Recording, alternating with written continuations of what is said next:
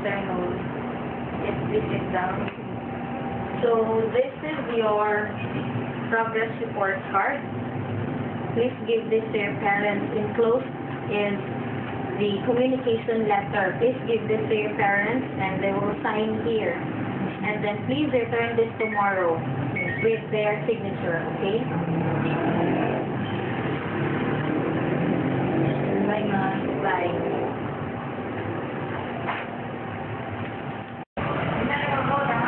Good evening, ma'am. Yeah, how's your school? Fine. Here's my report card and communication letter from my teacher. Okay, I'll send this to your school tomorrow. Okay? Okay, go to your room and change.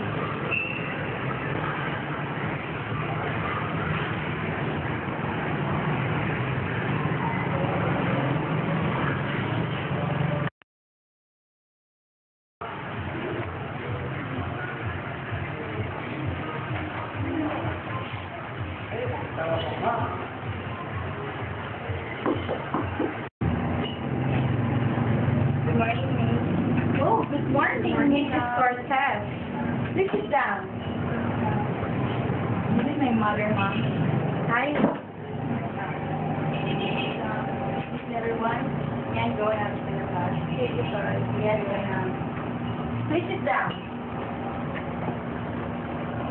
Good day. I just want to know the performance of my daughter here in your school because me and her father were so shocked upon knowing that she has two subjects with failing grade for this quarter. And we're so sad knowing that she was failing two subjects. May I know her performance here in your school? Yes, ma'am. Actually, your daughter is very good in class. But recently, I have noticed that she's bothered by something. If you don't mind, is it about in your house or does she share to you some problems that she has encountered? Well, so far, we don't have problems at home that bothers my daughter. But last week, I asked her classmate, then her classmate told me that her best friend transferred to other school, and I think that's the reason why she's very sad, and that might affect her studies, especially her performances too. So, Aris needs someone to talk to these days.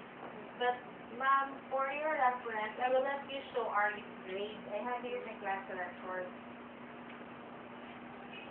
So, this is Anne's score. So, as you can see, ma'am, in 3 of her long quizzes, she only passed the first long quiz. The second and third, she got low score. And then, in her project, she had passed her project, but it was delayed. So that made me deducted 3 points from her actual score.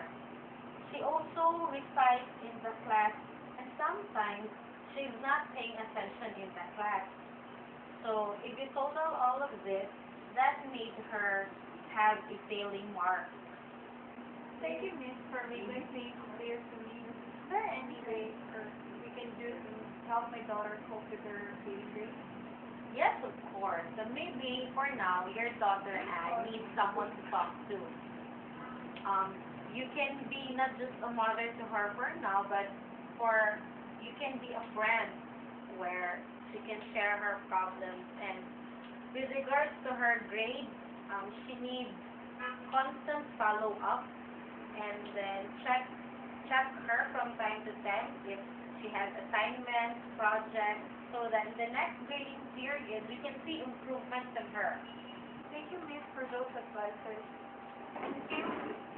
So, ma'am, I will just contact you on our next conference. I will keep in touch. Yes, Anne has improved a lot on her grade in her performance in school.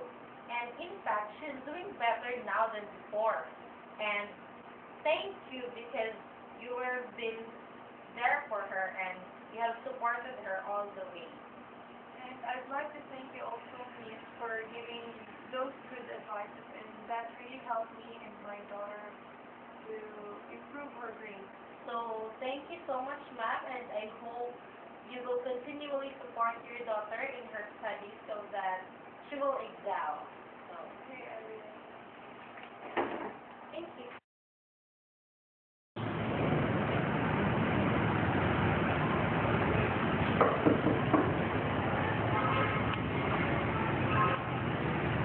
May hapon, ma'am. Hapon. Because,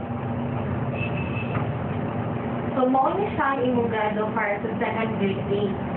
Palihog kong hatag sa imong mama, unya, na ay letter dani nga giimbitar siya para pagtambong sa parent-teachers conference.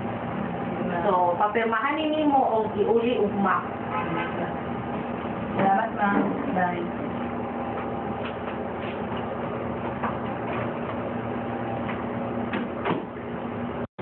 Hi, ma'am. May gabi. Ma'am, nala ko report card o letter para sa parents. Ito kanina letter na. Amot ma'am, para na sa parents teacher conference. Sige na. Ako puminto sa ako. Sige, pag-ilis na. Magkaon na dahil. Ito yan.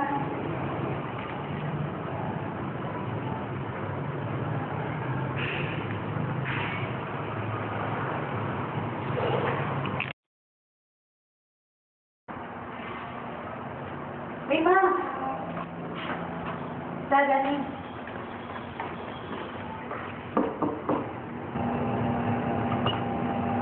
Ma'am, nangyari ako mama. Oh, and buntag Mrs. Cortez. May bukas, ma'am. Ma'am, mato na ko. Nakamuli kasi. Ma'am, wala na ako. So, may buntag, ma'am. Bukas, ma'am. Say atong kaalagan nimo. Ma'am, yan yung bid ko kay... Siya kay kusagado sa akong anak ba kay... Duha ka subject bagsak. Tingala ko sa iyan ko. Gusto lang ko balaan siya yung performance din sa inispilahan. O, ligi told, ma'am. Kabalo ka, ma'am, imong anak, si Ann, maayos siya mag-estudyante. Pero, lately lang, murag na ay something gabadal sa iyaha. Okay na ba kung mga panag personal, ma'am? Naabay nahitabo sa inyong balay? Okay ba sa inyong family? Or naka-istorya siya sa inyong nga na siya problema? Kay, murag, katong ni Adi lang, nabago siya, dili na siya attentive, gumamino sa akong klase pag mag-discuss ko, nga sa una, pagtawagon siya, makatubag ba nun sa siya? Wala ba siya na-share sa inyo, ha? So far, ma'am, sa akong balay, wala man yung problema.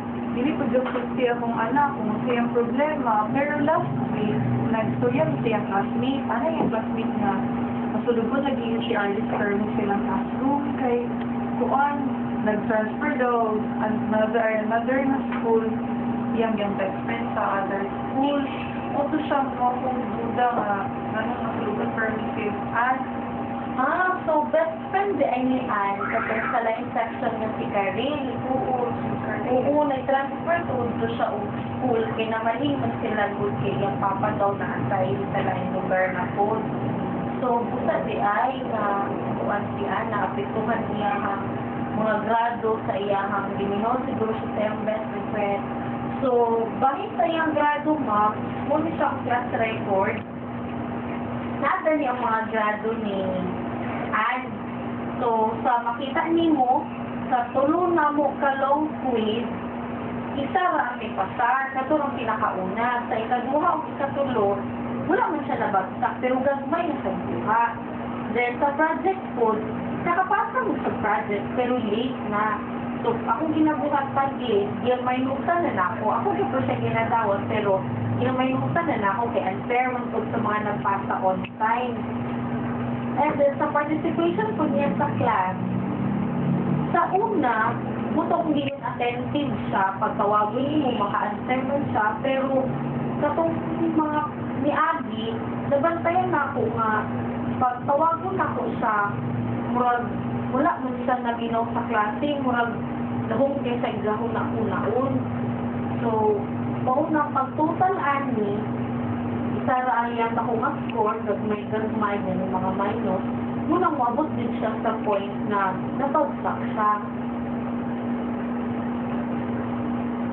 sa salamat kayo ma'am kay naklaro na ginako ang tanan ng mga nakay masuggest ng mga pamaagi para matabangan na po kung anak ba pag-cope up sa iyong mga feeling grade. Oo, ma'am.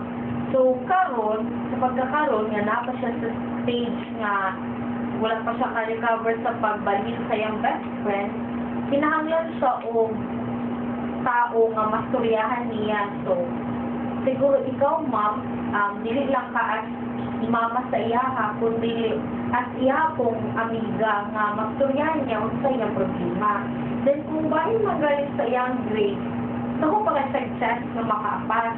Ang buhaton lang is, mo lang sa i-follow up permit sa iyong balay, kada uli, na ba siya assignment, project, tabangan ni mo siya, and then, for sure na, pag the next grading period, mag-improve rin ang grado, kinahanglan na give niya og support kita sa inyong family, o constant nga pag-follow up sa iyahan.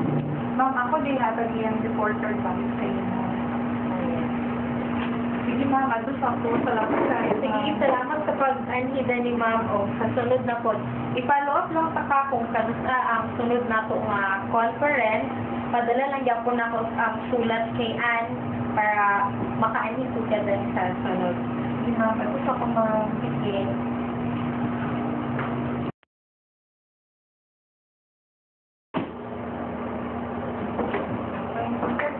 Oh, may buntag, Mrs. Cortez.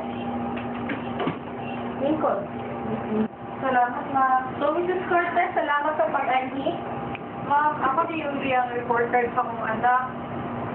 Ako itanaw niya, nalipay ko kayo, ako kay improvement sa mga grades. Salamat kayo sa mga advices na nagyatag sa ako, ma'am. Ako masyag natabang ko. Yes, ma'am. Ikabalo man kung ang inyong anak, maayo dito sa klase. And then, salamat po kayo kay ituman mo ang mga naman akong advices, and then gitabangan po nimo mong anak, supportaan nimo siya sa iyong pag-eskwela, and ginapalo up nimo siya everyday sa iyahang pag-uli, kung nga siya mga assignment busa, nita ko yung grade. Sige ma'am, salamat sa kayo, ma'am. So, salamat po ma'am sa pagbigay yung sa pag-anidari, pag-konsay mong oras. Salamat. Ado sa po. Sige, ma'am.